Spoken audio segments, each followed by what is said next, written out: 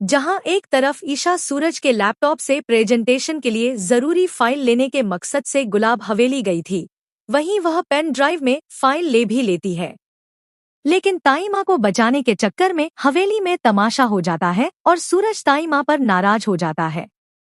घर आकर ईशा सोचती है कि आज जो हुआ वह नहीं होना चाहिए था, लेकिन अब उसके पास समय कम है क्योंकि उसे अगले दिन मंत्री के सामने होने वाली प्रेजेंटेशन के लिए फाइल तैयार करके सूरज को देनी है। ईशा पूरी मेहनत से फाइल बनाती है और सुबह उसे लेकर ऑफिस के लिए निकल पड़ती है।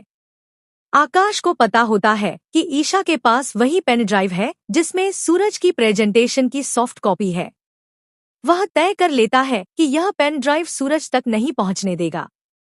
आकाश रास्ते में ईशा के हाथ से पेन ड्राइव छीन लेता है और हंसते हुए उसे अपने जूतों के नीचे कुचलकर तोड़ देता है। ईशा रोने का नाटक करती है, लेकिन यही कहानी में बड़ा ट्विस्ट आता है। ईशा पहले से ही जानती थी कि आकाश ऐसी हरकत कर सकता है, इसलिए जो पेन ड्राइव आकाश ने तोड़ी वह नकली थी। असली पेन ड्राइव उसने पहले ही सुरक्षित छुपा दी थी। लेकिन आकाश यही नहीं रुकता। वह ईशा को एक कमरे में बंद कर देता है और अपनी माँ को पहरेदारी पर बैठाकर कहता है कि आज मंत्री के सामने सूरज की बेइज्जती वह खुद देखेगा। अब ईशा कमरे में बंद है और मीटिंग का समय निकलता जा रहा है। तभी उसे खिड़की के बाहर मीशू खेलती हुई नजर आती है। ईशा के दिमाग में एक प्लान आता है। वह असली पेन ड्राइव को मीशू जैसे ही डॉल लेकर बाहर निकलती है, आकाश की माँ उसे रोक लेती है और पूछती है कि वह कहाँ जा रही है। मीशू मासूमियत से जवाब देती है कि वह अपने सुपर हीरो के पास जा रही है।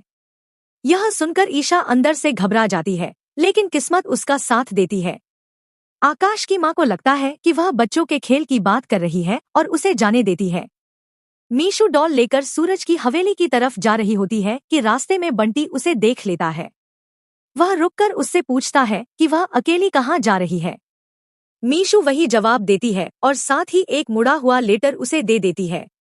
बंटी लेटर पढ़ता है, जिसमें लिखा होता है कि प्रोजेक्ट फाइल डॉल के अंदर छुपी हुई पेन ड्राइव में है। उसे तुरंत समझ आ जाता है कि ईशा ने कितनी समझदारी से यह प्लान बनाया है। वह तुरंत डॉल लेकर मीटिंग की तरफ निकल पड़ता है। उधर ऑफिस में मंत्री आ चुके होते हैं और सूरज परेशान होता है क्योंकि न ईशा आई है और न ही पेन ड्राइव।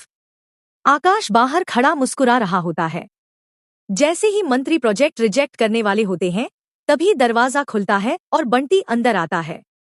वह डॉल से पेन ड्राइव निकालकर सूरज को देता है। सूरज तुरंत प्रेजेंटेशन शुरू करता है। प्रोजेक्ट इतना शानदार होता है कि मंत्री खुश होकर उसे पास कर देते हैं। यह देखकर आकाश के होश उड़ जाते हैं। सूरज की जीत तो हो जाती है, लेकिन जब उसे पता चलेगा कि ईशा ने अपनी जान जोखिम में डालकर यह पेन ड्राइव भिजवाई है और वह अभी भी कैद में है, तब उसका रिएक्शन क्या होगा? क्या सूरज अब सीधे आकाश के घर जाकर ईशा को आजाद कराएगा? क्या दोनों के बीच की गलतफहमियां खत्म हो जाएंगी? अगर आपको भी ईशा की समझदारी और हिम्मत ने इम्प्रेस किया है, तो अभी वीडियो को लाइक करें, कमेंट में वेल डन ईशा जरूर लिखें और ऐसे ही जबरदस्त ट्विस्ट्स के लिए चैनल को सब्सक्राइब करके बेल आइकन दबाना बिल्कुल न भूलें, क्योंकि अगला अपडेट इससे भी ज्यादा धमाकेदार होने वाला है।